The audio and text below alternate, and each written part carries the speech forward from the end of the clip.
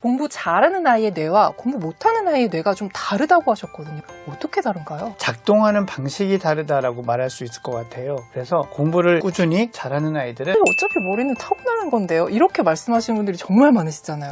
그렇게 말씀하시는 이유가 뭘까요, 도대체? 이런 정의가 있어요. 영재가 무엇냐라는 것에 대해서 정의를 할 때 그렇다면 정말 오늘 이 영상 귀담아 들으실 필요가 있다고 생각합니다. 그 시기가 골든타임인 이유는 이 시기에 어떤 걸 해야 아이들이 그런 게 늘어나지? 이런 게 궁금하실 것 같아요. 그런 걸 하는데 너무너무 좋은 기회들이 우리 일상에 사실 많아요. 우선 말씀드리고 싶은 건 학교 숙제예요. 학교 숙제? 근데 학교 숙제 중에 수학 익힘책을 풀어 오세요는 그런 거에 해당 안 되는 경우가 많고요. 오히려 부모님들이 보시기에 이건 하등에 쓸데없는 숙제다 싶은 것들이 거기에 해당하는 경우가 많아요. 진짜요? 예를 들면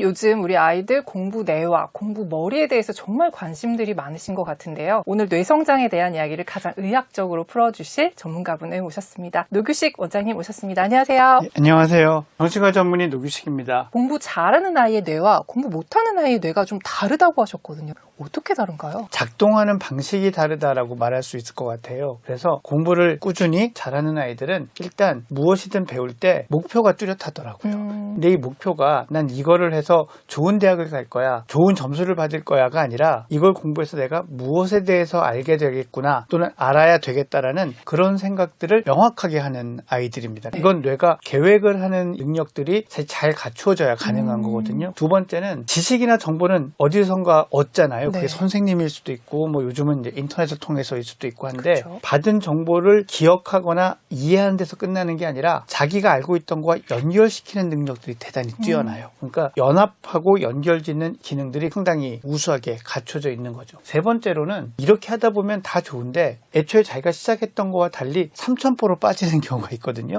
근데 이런 것들을 중간중간에 점검하면서 내 목표랑 맞나 안 맞나 이런 것들을 관리하고 점검하는 이런 기능들도 또 대단히 우수하게 발달해 있습니다. 저희가 아이들의 그런 역량들을 행동을 통해서도 보지만 또 신경인지 기능 검사 같은 걸 통해서 평가해 보기도 하는데 성적이 좋은 아이들이 대개는 그러한 능력들이 아주 잘 갖추어져 있는 경우가 대다수라고 할 수 있어요. 그러면 그 뇌가 성장하는 게 후천적으로 가능한 건가요? 비슷한 질문을 받을 때 제가 자주 비유를 드리는 건데요.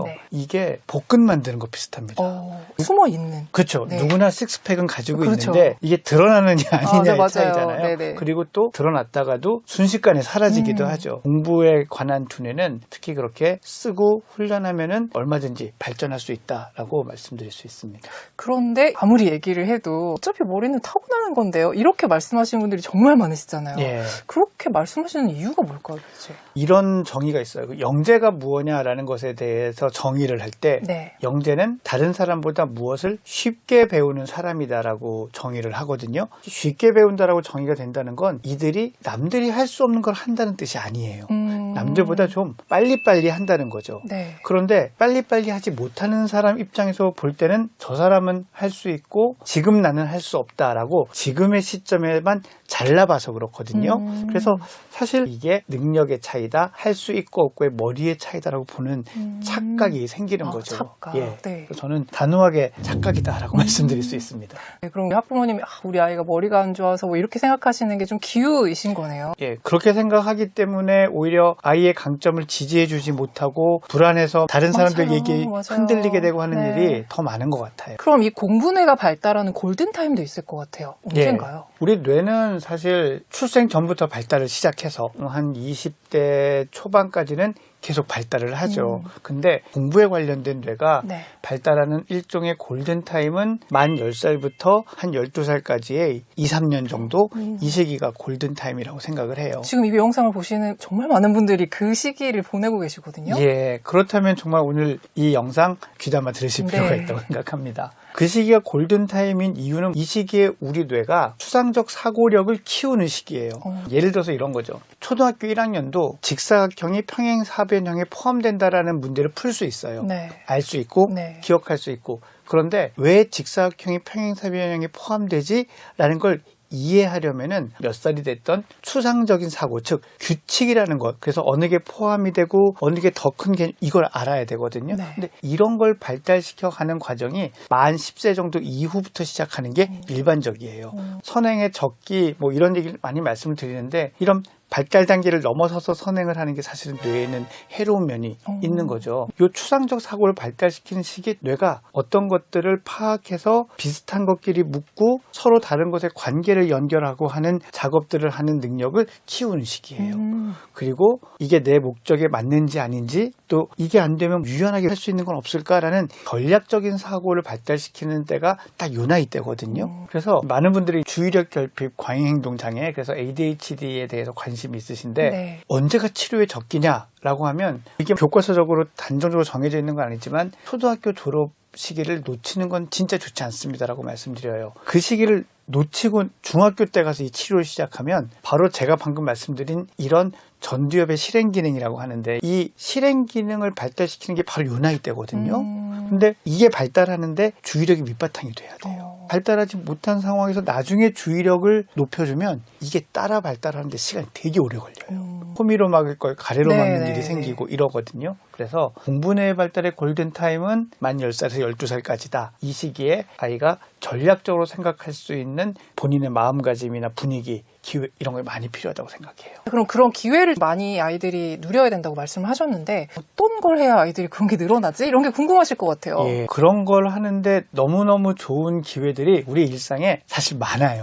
네. 예, 우선 말씀드리고 싶은 건 학교 숙제. 학교 숙제. 예. 근데 학교 숙제 중에 수학 익힘책을 풀어 오세요는 그런 거 해당 안 되는 경우가 많고요. 오히려 부모님들이 보시기에 이건 하등에 쓸데없는 숙제다 싶은 것들이 거기에 해당하는 경우가 많아요. 진짜요? 예, 예를 들면 할아버지 또는 할머니의 자서전을 써오자.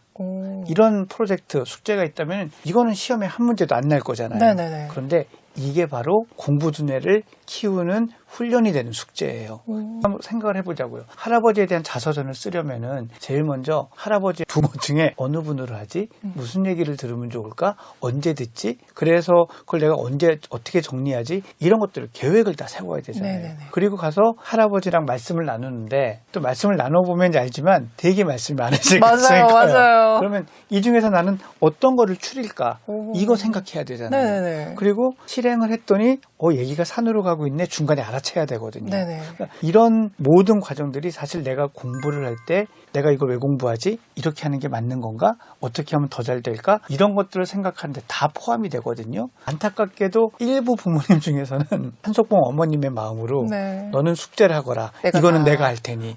근데 이게 정말 정서적으로도 아이의 자립심을 해치는 거기도 하지만 네. 공부뇌 발달에도 아주 안 좋은 거거든요. 모르셔가지고. 예, 네. 이거는 시험에 안 나올 거니까. 그쵸. 이거는 학교 다니면 어쩔 수 없이 이렇게 바라보시는 시각 때문에 그러신 거죠. 그래서 이런 것들을 많이 활용하시면은 꼭 어디 공부뇌를 키우는 학원을 안 보내도 이런 걸로 충분히 하실 수 있다라는 거죠. 학교에서 만약에 이런 숙제를 내주셨다 이러면은 절대로 손 대지 마시고. 예, 그냥 옆에서 의논해 주시는 건 괜찮아요. 어떻게 할 계획이니? 네네. 그래서 그거는 이런 식으로 할 거구나. 그래, 그렇게 한번 하고 잘 돼가고 있니? 이런 식으로 옆에서 체크는 해주시는 건 당연히 도움이 되죠. 네. 그리고 잘 안 되는 거 있으면 얘기해. 이건 당연히 도움이 되지만 됐다 넌 학원 숙제 이건 정말 안 좋은 그게 되죠. 이 영상을 보신 선생님들 혹시 계시면 그런 숙제 많이 내주시면 아이들한테 예. 정말 도움이 될 것 같아요. 정말 좋은 말씀이세요. 네. 요즘은 선생님들도 이런 숙제 점점 안 내시는 그쵸, 추세인 것 같아요. 그쵸. 예. 이게 정말로 아이들의 공부뇌 발달에 도움이 되니까 좀 많이 해주셨으면 좋겠습니다. 제가 지금 말씀드린 건 공부 결정적 시기의 아이들이고 네. 초등학교 저학년도 있을 거잖아요. 그쵸. 그럼 이 아이들한테 생활 습관을 통해서 이걸 키울 수가 있어요.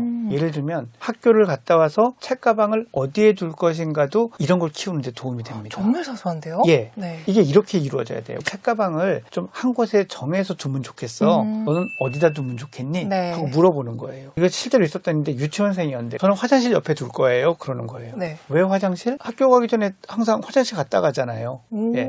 이런 얘기를 했을 때 엄마나 부모의 역할은 야 거기 별로야 이렇게 평가하는 게 아니고 그래? 네 생각이 그렇다면 한번 해보자. 그리고 이 아이가 그거를 실행할 수 있도록 옆에서 도와주셔야 돼요. 네네. 어떤 부모님들은 자 그래 화장실 옆에 두나 안 두나 보자 이런 분들 있거든요. 그죠. 근데 그건 아니고 어디다 두기로 했었지 하고 상기시켜주고 네. 두는 거예요. 그래서 한 2주 정도 지난 다음에 질문해 주셔야 돼요. 거기다 두니까 어땠어? 네. 제가 아까 말했던 그 유치원생 여자아이는 엄마 안 되겠어. 왜? 유치원 갈 때 빼고는 다 불편해. 그쵸, 그럴 그쵸. 거잖아요. 그쵸. 예. 숙제 꺼낼 때도 뭐 그렇고. 준비물 넣을 때도 맞아요. 화장실 앞에 가야 되고 네. 그때 다음 질문을 하는 거죠. 그러면 어디다 두면 좋을까? 내가 이것을 두는 곳을 정하는 목표가 뭔가 그리고 거기에 어떤 이유가 있는가 해봤더니 어떤가를 그걸 통해서 배울 수 있거든요. 그러니까 이게 정리정돈을 잘하고 자기 방을 깨끗이 하는 거랑 개념이 틀려요. 네네네. 이거 제가 높아심에서 드리는 말씀인데 네. 아이의 방이 군대 내무방 같다고 두뇌가 발달하는 거 절대로 아니거든요.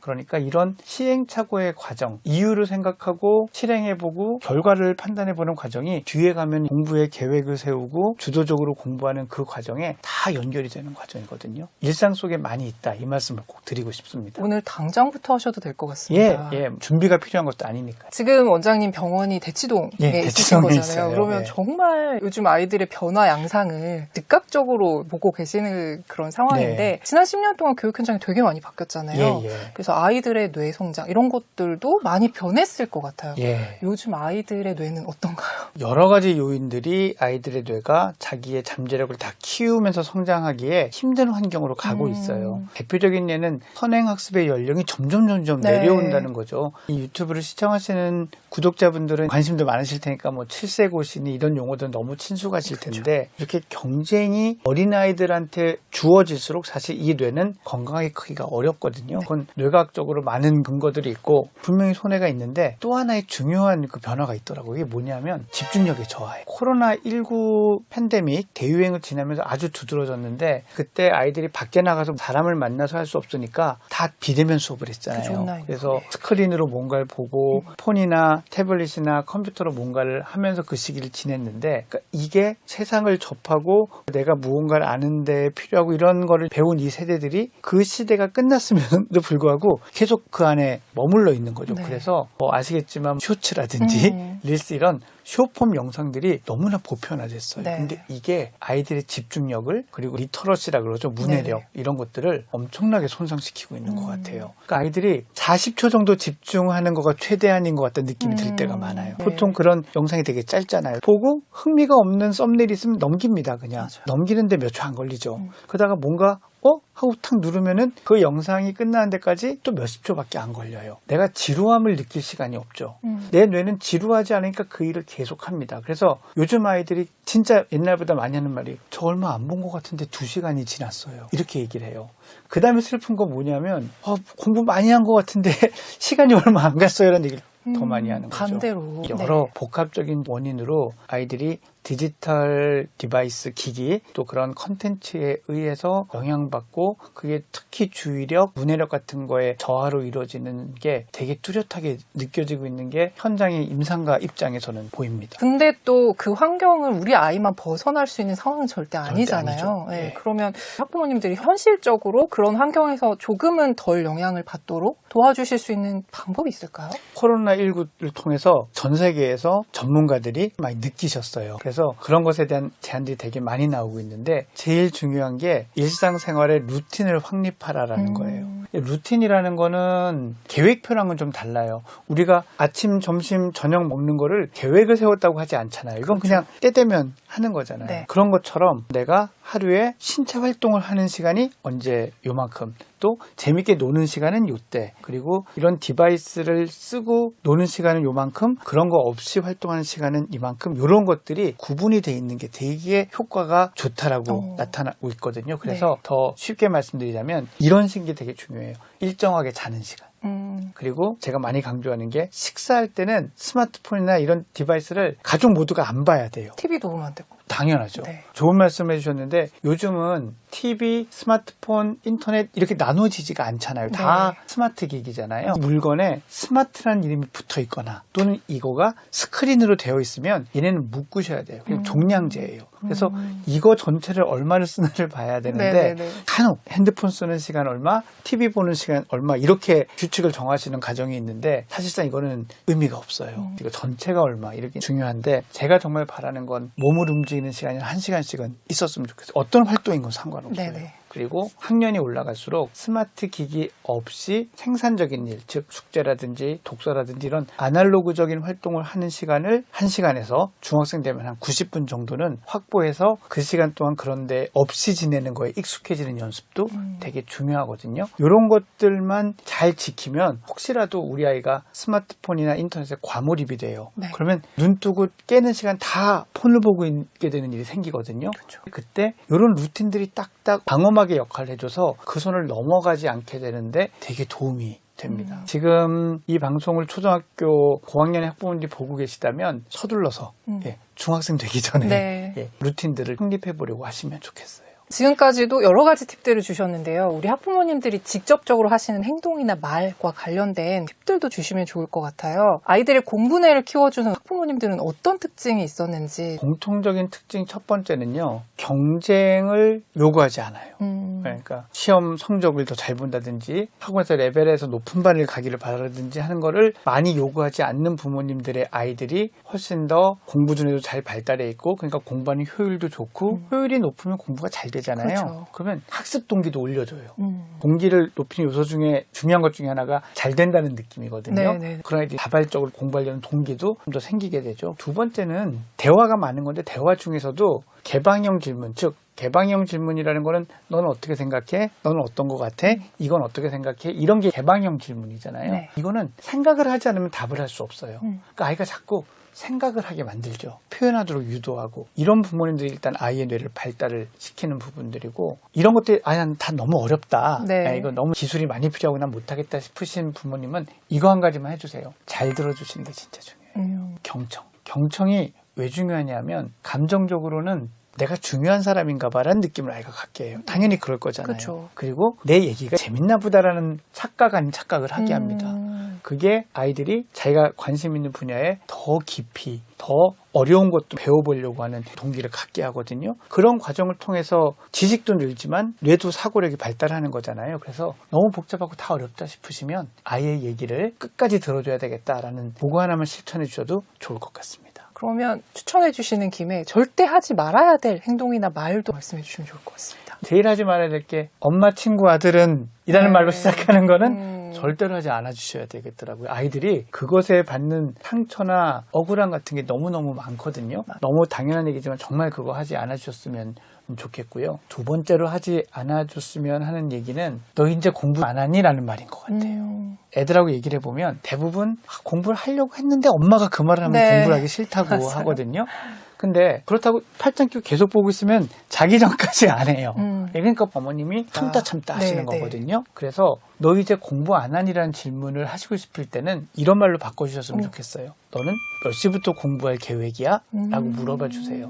그러면 몇 시라고 얘기하겠죠. 근데 한 80%는 그 시간이 돼도 공부를 안 하고 있을 거예요. 네. 그러면 8시인데 라는 말을 할 수가 있는 거예요. 그러면 아이 입장에서 그래 8시인데 내가 공부 안 하고 있네 라고 생각을 하게 되지 막 하려고 했는데 엄마가 이런 말을 할 수 있는 명분이 적어지잖아요. 그러네요. 그래서 너무 참지 마시고 몇 시쯤 할 거냐고 물어봐주고 그 시간을 얘기를 해주면 그때까지는 편하게 기다리시고 네. 예, 또 그 시간이 조금 지났는데도 안 하면 지금 몇 시인데 라고 환기를 시켜주자라고 하시는 게 제일 좋은 대화법일 것 같습니다. 네, 현명한 부모님이 아이들을 바꾸는 것 같아요. 예. 근데 그 현명함이 부모님이 불안해지실 때 제일 사라지는 것 같아요. 현명하시던 부모님도 그렇지 않은 행동을 하시게 될 때가 언젠가 하면은 예를 들면은 어디 설명회 같은 데서 무슨 얘기를 네. 듣고 왔을 때 요즘 고등학교에 무슨 제도가 이런 얘기를 듣고 오면 이제 불안해져서 그렇죠. 그 현명함이 사라지거든요. 불안을 이기는 그런 용기를 꼭 가져주시기 바랍니다. 자, 그럼 마지막 질문입니다. 오늘 이 영상을 보시는 우리 학부모님들께 꼭 전하고 싶은 메시지가 있으시다면 짧게 부탁드릴게요.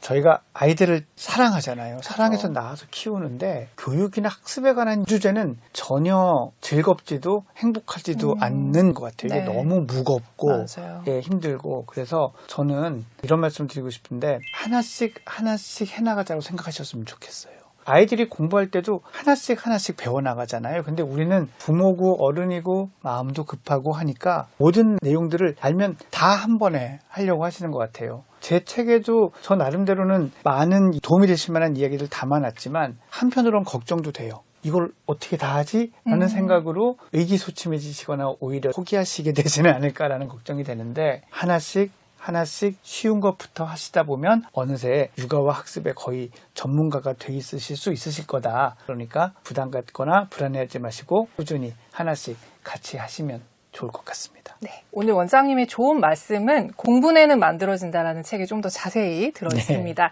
책에 관심 있으신 분들은 저희가 책 나눔 이벤트 진행하니까요. 참여해 주시면 좋을 것 같은데요. 저희가 방식을 바꾼 거 아시죠? 오늘 원장님의 말씀 중에서 공부내 발달의 골든타임에 대해서 말씀해 주셨어요. 그게 몇 살인지 그걸 써주시면 되는데요. 잘 모르시겠는 분들은 저희가 그게 몇 분 몇 초에 있는지 더보기와 고정 댓글을 통해서 말씀을 드리니까 그거 참고하셔서 꼭 이벤트 참여하시면 좋겠습니다. 오늘 좋은 말씀 감사합니다. 예, 감사합니다.